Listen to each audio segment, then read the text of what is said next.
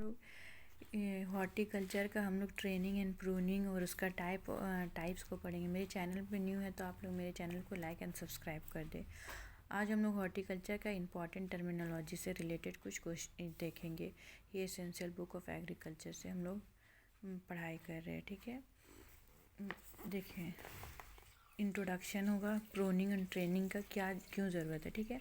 Some of the cultivated fruit trees grown wild and do not give sufficient yield unless pruning and training are specific form। देखिए मतलब कभी कभी बहुत ज़्यादा yield मतलब बहुत कम yield देने लगता है, तो ज़्यादा yield के लिए हम लोग ट्रेनिंग एंड प्रूनिंग करते हैं फ्रूट्स वाले ट्रीज़ में, ठीक है। तो मतलब ऑल ट्रीज़ में training and pruning not require, ठीक है।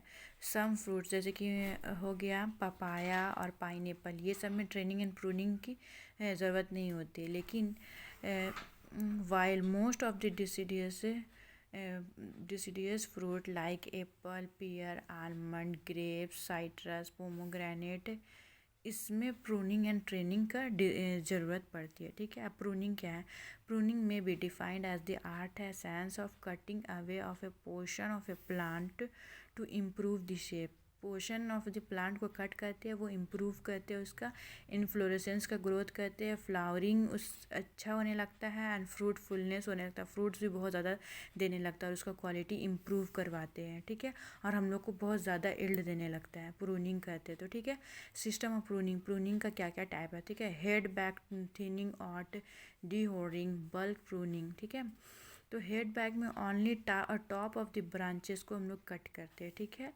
थिनिंग आउट में कंप्लीट रिमूवल ऑफ ब्रांचेस और ए पार्ट, जितना ये ब्रांचेस निकला हुआ रहता है ना, उसको हम लोग थिनिंग करते हैं। Dehorning, cutting away the main limbs और थिक मेजर ब्रांचेस उसको कटिंग करेंगे, तो इससे हम लोग का ना बहुत ज़्यादा फ्लावरिंग होता है और फिर फ्रूट भी ज़्यादा हम लोग को मिलता है, इसलिए हम लोग को ट्रेनिंग एंड प्रूनिंग करना ज़रूरी रहता है।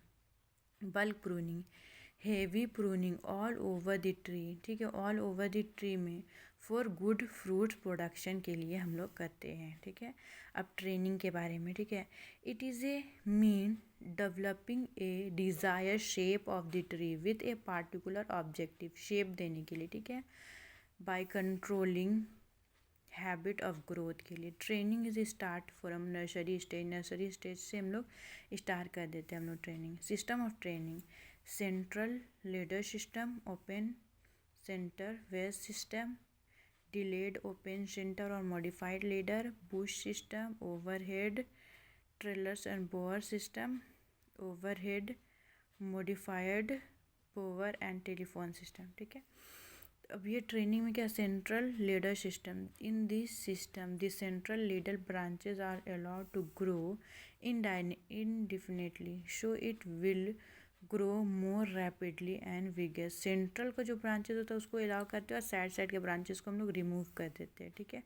ओपन सेंट्रल सिस्टम क्या था, main stem is allowed to grow only up to a certain height 1.5 to 1.8, इससे ज़्यादा हम लोग का मतलब अलाउ नहीं करते उसको ग्रोथ होने के लिए, ठीक है। डिलेड ओपन सेंट्रल सिस्टम में it is A intermediate between the above system, it is developed by the first training the tree of leader type of allowing the central axis to grow unpruned for the first 4 or 5 years, ठीक है।